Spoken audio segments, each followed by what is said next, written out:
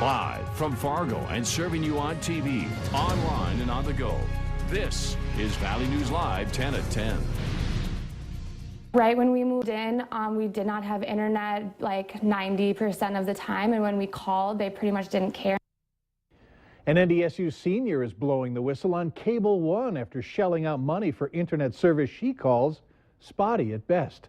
Good evening, everyone. Thanks for joining us tonight. After calls to Cable One corporate offices, she says she had no luck with the results. Now, this college student's having to dig deeper into her bank account to pay for extra data for internet on her phone just to finish her schoolwork.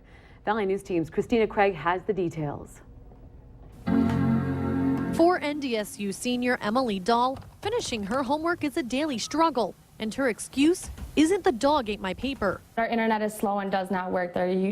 Like half the time it says you are not connected to the internet, so therefore you cannot use your internet and have to go find places elsewhere to go do your homework. It was so bad, Dahl says, one time her internet didn't work for 3 weeks. So she had to use the library, and in the dead of winter, a 20-minute walk there was no easy task. My biggest concern was actually the fear that my daughter would have to go to the library in the middle of the night, unescorted, and something would happen to her. $60 a month for unlimited Wi-Fi access seemed like a good deal, except nearly a year later, Dahl says she's paying for a service that's only caused headaches. A Cable One technician was sent to her apartment twice, and they replaced a cable line to her apartment. But Dahl says there was still no improvement, even after buying a new modem. Like once out of like 5 times you tried, you could connect to the internet. I mean, there'd be like 2 days in a row where you could not even get on the internet. Very expensive to pay for not only cable internet that you're not receiving, but then I additionally have to pay for more data on her cell phone. Necessary to get schoolwork done. It's a problem that Dahl says she hopes to get resolved soon. To get back to the important business at hand, her schoolwork. In Fargo, Christina Craig, Valley News Live. Cable One says over the past year, they've only had 2 calls from the family, and both times a technician was sent to check the problem. No one was able to speak to us on camera today, but they do say they'll be contacting the Dahls immediately and send out another technician as soon as even tomorrow morning. They'll also be looking at how they can credit her account.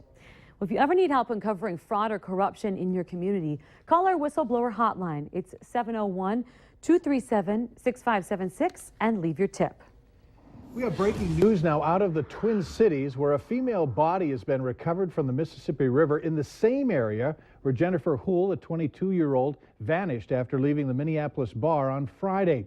Now, we want to show you a search video from earlier in that same area where a water patrol today recovered the body near the 10th Avenue Bridge. The Hennepin County Medical Examiner will release the name of the victim at a later time. Surveillance video released on Monday showed Houle jumping or falling into the river blocks away. April Fool's Day is a time for pranks, but some say today's may have gone too far. Froggy 99.9 posted a story today on its website claiming that the Fargo Target is closing. Target's GM told us they've had several calls after the post with employees and customers concerned and said the joke did get out of hand. Well, Froggy claims they were just doing a prank and good fun. We didn't make anything up. We just had something where it's like, it's going to close at 11 p.m. And just by clicking on a link, you could easily read that. And again, shows everybody loves Target around here. Froggy eventually apologized for the controversy on its Facebook page. North Dakota Congressman Cramer says he's a bit surprised on the pushback against the new Indiana law. Cramer in the FM area today tells Valley News Live he's not real familiar with the law that's generated so much controversy, but he says he has concerns about establishing what he calls a protected class. That's an argument that's been used in the North Dakota legislature against a bill that would provide equal rights and protections based on sexual preference. Sometimes I think that the pushback is not so much a matter of defense as it is trying to create a protected class, and I guess I would be concerned about that as much as I would about anything, and that is why is it that we feel the need to create protected classes when our Constitution and our federal laws already protect both religious liberty and protect against discrimination? I don't think the two have to be, I don't think the two have to be at odds with each other. As for the boycotts of businesses and events in Indiana, well, Cramer says the marketplace should take care of itself. He says if a state or a city is that discriminatory, perhaps they should reconsider that law. 10,000 people in Cass County struggle to make ends meet, barely having enough money to put food on the table or pay for housing. And even though those who get assistance in Cass County, many of them have jobs, still it isn't enough. Today, NDSU students attempted to find out what it's like to live in a low-income family. Valley News Team's Macy Enger was there and talked with several students who took part in this eye-opening poverty simulation.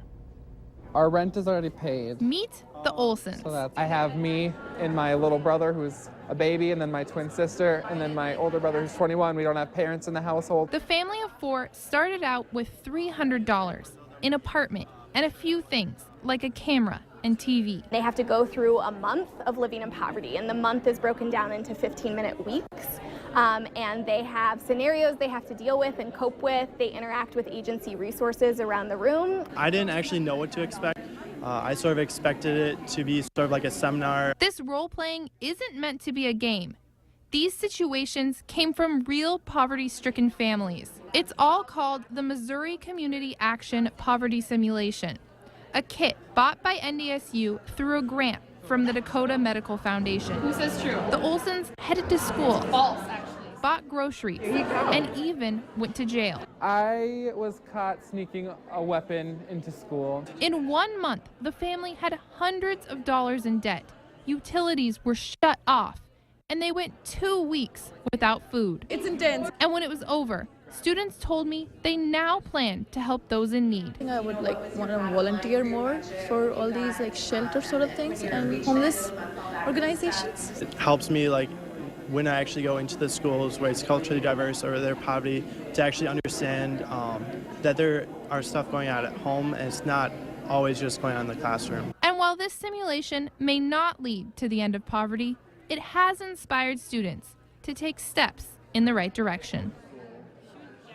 Now, NDSU says the program's goal is awareness and understanding. Organizers say although it didn't directly reach out to the community, having students take part helps the future when those students graduate and join the workforce.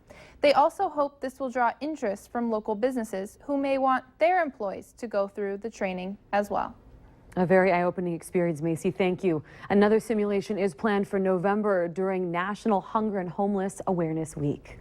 The federal prisoner and the former jailer who helped his escape from the Lake Region Law Enforcement Center in Devils Lake in March have both been captured. Wesley Brown III was caught this afternoon in North Bend, Oregon by authorities. Also arrested, Rachel Chapulis, the correctional officer accused of assisting Brown's escape from jail. Fuel was not the issue on the single-engine plane that stalled midair yesterday after just filling up in Hawley, Minnesota. The pilot made an emergency landing on Highway 10, crashing into a car in the process. An FAA spokesperson tells us that testing of the gas is just part of the investigation, and 3 samples of the fuel where the plane was tested, they all came back with no contamination. A statewide fire emergency has been declared in North Dakota for dangerously dry conditions and gusting winds that can cause fire to spread quickly. A burn ban is in place for areas where a fire danger rating is designated at high, very high, or extreme. Burning will be allowed in designated areas with a low or moderate fire danger rating if approved by the local fire response team that has jurisdiction over that particular area. The North Dakota University system is now accepting applications for the 2015 Teacher Shortage Loan Forgiveness Program. The program helps pay student loans to those eligible.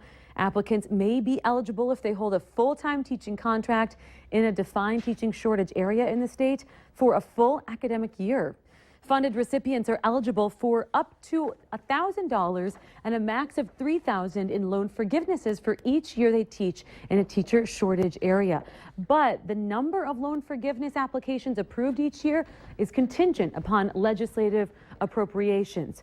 Nearly 400 applications were awarded through this program just last year. So how can you apply? Head to valleynewslive.com, and then when you are there, click on the hot button. The 2-lane rural section of 32nd Avenue that spans from Cheyenne Street to Veterans Boulevard will soon be reconstructed into a 4-lane divided roadway that's going to start in a couple of weeks. Now, phase 1 will involve the closure from Cheyenne Street to Blue Stem Drive. Through traffic will be detoured to 40th Avenue. Local traffic in that area will be allowed access to Blue Stem Drive until July 1st. Then the remaining portion will close. That's for phase 2. The project should be done by October 15th. And don't forget, you can now get Valley News Live news and weather text alerts right to your phone. You'll get the latest breaking news, weather, and updates on your mobile device. It's pretty easy to sign up. Just head to valleynewslive.com. Valley News Live 10 at 10 continues with no wait weather. Record-setting warmth for this first day of April. Yeah, we like it. Yeah, No pretty fool. exciting. No fooling, no fooling. We had a really great day. A little windy, but a great sunset to end it. Let's show you our time lapse now. It was gorgeous out there tonight. Beautiful skies. In fact, bright orange and pink showing up as the sun set this evening. So it was a great way to end our first day of April. And as we look at our high temperatures today, 73 degrees in Fargo, 67 in Grand Forks. Again, this is a record tie. 70 in Wahpeton, and Sisseton hit 74 degrees. It's a little cooler over toward Devil's Lake. 57 was the high there, thanks to the cooler air hitting the northwestern part of our viewing area first tonight. Speaking of warmth, March was a very warm month. Just want to show you the recap now. 10th warmest month for average temperature in Fargo and Grand Forks, the 9th warmest. We were running about 5.7 degrees above average in both communities, so very warm compared to what the average is. And now, well, we're going to see some cooler air moving in. First, with the wind, we've got wind still strong out of the northwest, or out of the west rather, in parts of Minnesota, with wind speeds gusting into the 20s, even a 31-mile-per-hour gust in Thief River Falls. There are a couple places where we're seeing wind out of the northwest Fargo at 17 miles per hour. And our current temperature is a lot cooler than where we were today. 53 degrees in Fargo, 48 in Grand Forks, down to 41 in Devil's Lake, and 50 degrees in Detroit Lakes right now, 54 in Fergus Falls. A couple of sprinkles possible in northwestern Minnesota around the Marshall County area and into Roseau County, but otherwise things are looking rather quiet here. It's to our south and east where they're seeing the stronger storms and instability that formed along the cold front that passed through. Minneapolis had some strong storms just exit that metro area, and this extends down toward Iowa and even into parts of Nebraska as it's moving in toward Omaha. So we were on the quieter side of things today with that warm air. Overnight tonight, we're going to watch those temperatures dip down into the upper 30s and some low 40s to start off our day tomorrow, and we'll expect to see some clear skies as well. Overnight, the wind will start to relax just a little bit, and as we move into the day tomorrow, picking right back up because that low is departing, but behind it we're going to see that wraparound moisture and wind associated with it to move in for the afternoon hours especially. But 9 a.m. looking not so bad as you're stepping out the door, winds gusting into the 20s.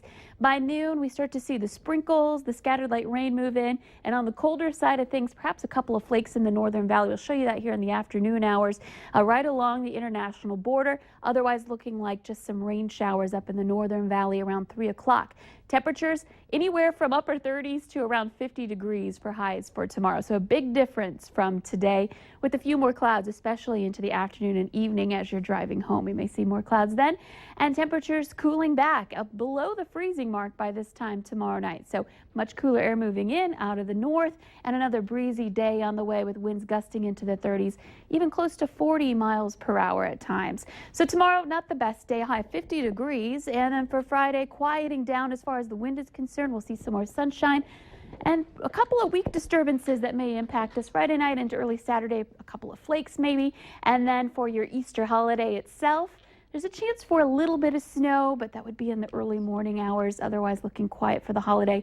Monday, Tuesday, that's the more significant system where maybe one model is indicating we could see some accumulating snow. A lot? So one of them is indicating a lot, another one not so much. It's one of those systems we're going to have to keep an eye on.